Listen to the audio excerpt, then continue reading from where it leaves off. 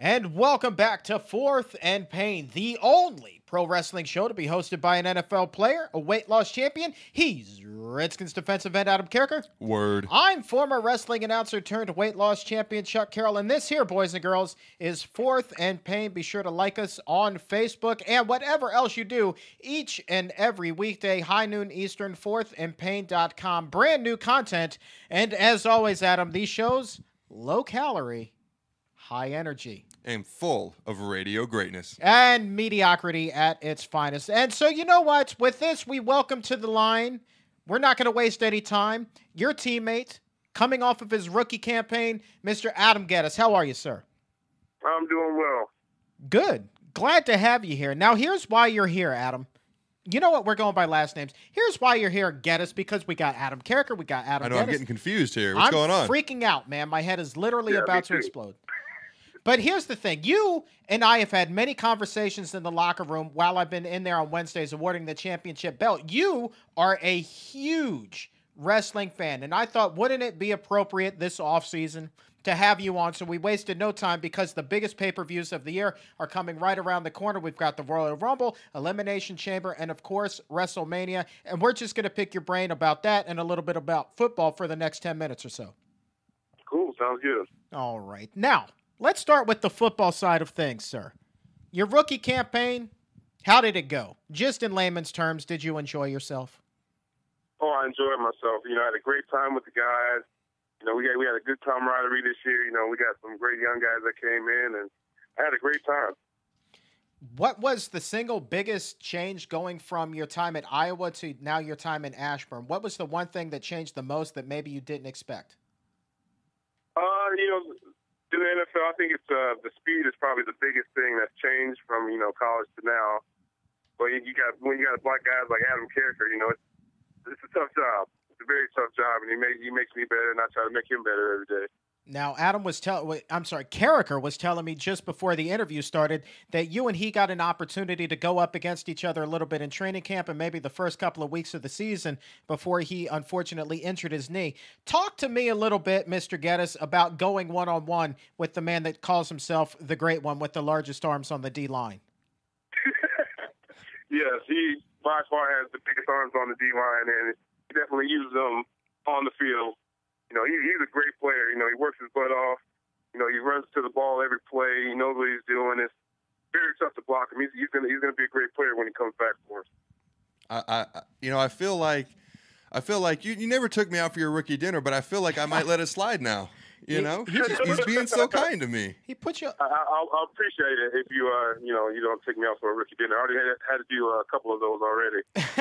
Now everyone says the generic answer. What was the biggest surprise in the NFL? The speed. Everyone says the speed of the game. Give us something else. Give us something that is not the speed of the game. What else surprised you that is not that generic answer?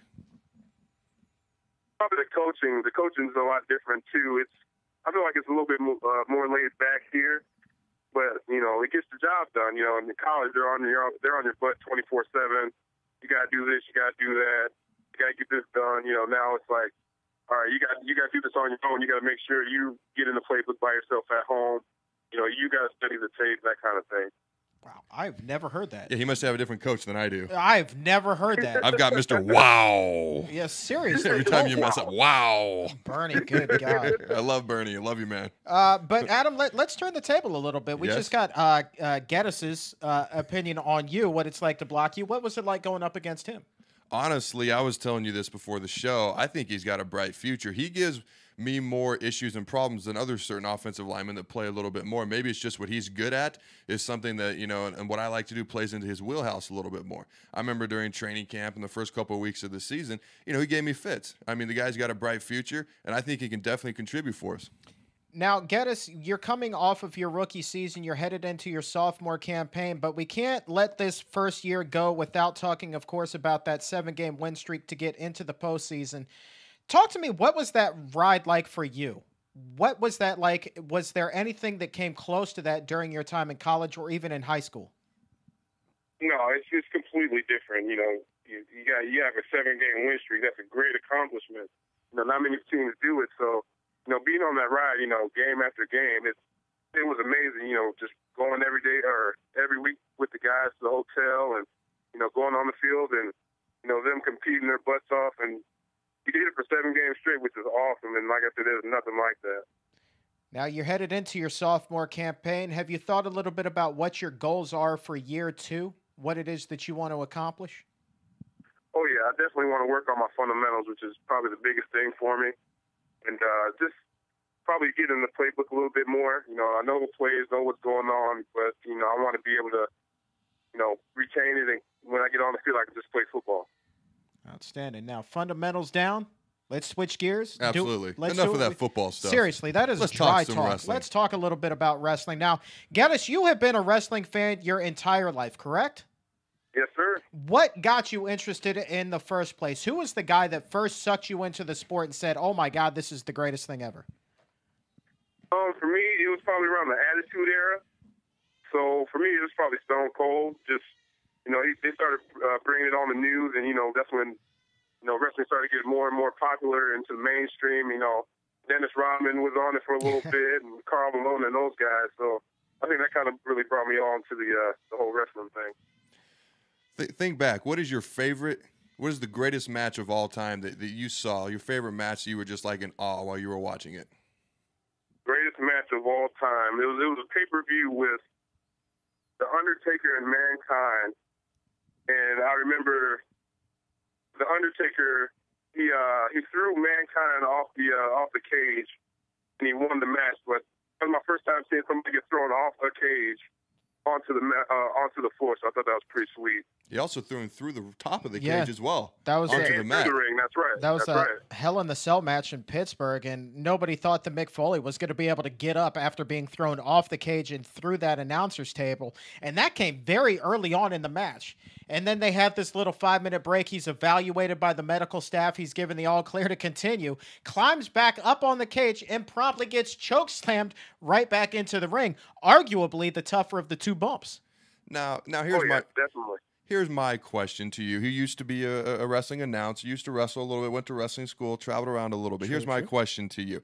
Some of this is part of the entertainment, and some of it is not. Do you believe, obviously getting thrown off the top of the cage was part of the entertainment. Do you believe the second time getting thrown through the roof was part of the entertainment, or was that a little bit separate? Absolutely. That was all part of the show right Seriously, there. they meant to do that to that man. I'm dead serious. That was meant to happen. Wow. I'm dead serious. I can't believe he agreed to have that done to him. They can reinforce that the top of the cage so that, and you've seen guys take, even back body drops on top of the cage and it hasn't given way. But this particular time in this particular spot, it did give way. And you notice, if you go back and you look at the tape, that chain actually started to give. The chain link fence up there actually started to give a little bit before the choke slam. They put the foot down and the bracket started to fall off a little bit, so their foot was going through. But then when the Undertaker choke slammed him through, then of course he came crashing down. He is a suicidal idiot for doing it, though. I will tell you that. No, that's just awesomeness. Do you think that's awesome? Yeah, he thinks it's awesome. Yeah, very much so. Hey, but we're speaking with Adam Gettis here on 4th and Payne, Redskins offensive lineman. Hey, Adam, you know what, Mr. Gettis, I should say? This is so damn confusing. I don't like it. You're having a hard time with this. Somebody's going to have to change their name, damn it. That's just call me Mr. Largest Arms. We'll call it good. All right, Mr. Largest Arms. Not you. Gettis, here we go. Okay. Gettis, you're up to date on what's happening currently in the WWE, correct? Yes. All right, so you know that The Rock is back. Did you have a chance to see Monday Night Raw a couple weekends ago when The Rock made his return? Did you see the promo that CM Punk cut right before The Rock came out? Yeah, I got to watch a part of it. Yeah, I did. Who had the better mic skills that night? Was it CM Punk or was it the old stalwart, The Rock? Well, when you get somebody, when you get a place chanting, something, it has to go to that guy. So I got to say The Rock. Ooh, The Rock always has a one-liner that he calls somebody, and I love it. He gets it every time. They trend it on Twitter for like 2 or 3 hours. So yeah, it's got to go to The Rock. Really, Cookie Puss? You're buying into the Cookie Puss line? Cookie Puss? Yeah, I was all in for it. It was hilarious. Dude, man, he needs to cover up his Cookie Puss so he doesn't get his Fruity Pebbles spanked. That's what I say. Wow.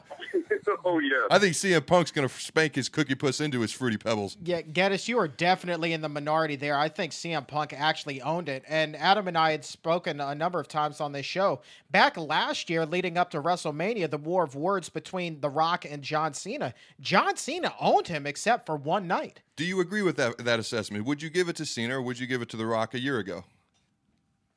I would have given it to Cena. Ah, see, now he's changing his tune. You notice that. That's that peer pressure.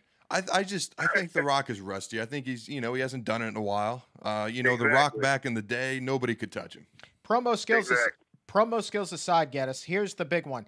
He and CM Punk are wrestling for the title at the Royal Rumble. Who wins? I'm giving it to CM Punk. You think Punk is going to retain, huh? Yeah, Punk. They're gonna. I think they're gonna give it to him. I think he's gonna pull it off. Well, Punk already has the title. See, but the question is, if it's not CM or if it's not The Rock heading into WrestleMania with the title, what then does he do? Who then does he face? That opens up a whole nother can of worms because it's that worm. Yeah, it's another can. Yeah. Mr. Largest Arms over here and I have been discussing. Everything that we have been forecasting is predicated on the belief that The Rock will be WWE champion at WrestleMania. So if he's not, this is a major wrench into the equation here. So who then do you think that he's going to face at the WrestleManias? That's a great question. I was thinking that they might bring somebody back for that also and just make it a huge match. So I have no idea. I don't know. Let me ask a question because I've been promoting this match, promoting as if somebody listens to me, but I've been promoting this match for a year. John Cena, all things bright, Mr. Fruity Pebbles versus all things dark and scary, The Streak and The Undertaker. What would you think of that match? Undertaker's got to have it, man. He's got the streak. You got to keep it up. But someday, one of these years, he's going to have to give it up to somebody that he respects. And I think it's either going to be Cena or it's going to be CM Punk. It's going to be one or the other. Pass the torch, my friend. Hey, last thing before we let you go here, Gettis. You know what? Last week on the show, we handed out our year-end awards, and we did it WWE style. And I just wanted to make mention to you that your kicker, Kai Forbath, came away as the first ever Fourth and Pain WWE Divas Champion as Newcomer of the Year. Nice. Nice. Are you jealous? Yeah, just a little bit. Just a little bit, but it's cool, All right, you retain that title. To put you on the spot, who else on the team would you have given the Divas title to as Newcomer of the Year? Newcomer of the Year. Well, of course, there's always the quarterback RG3. But then again, I really like Alfred Morris. Alfred Morris could definitely hold that title. He put on the show for us this year. Well, exactly, and that's why we gave him the TV title as the Offensive Player of the Year. We gave the World title as the overall MVP to Robert, but then we thought, Newcomer of the Year, it's got to be Kai Forbath. He was Mr. Clutch. Hey, man, we've been looking for a rock-steady kicker for so long, and he made 15 in a row before he finally missed. I'm so glad we have someone that we can count on when we go out there to get those 3 points.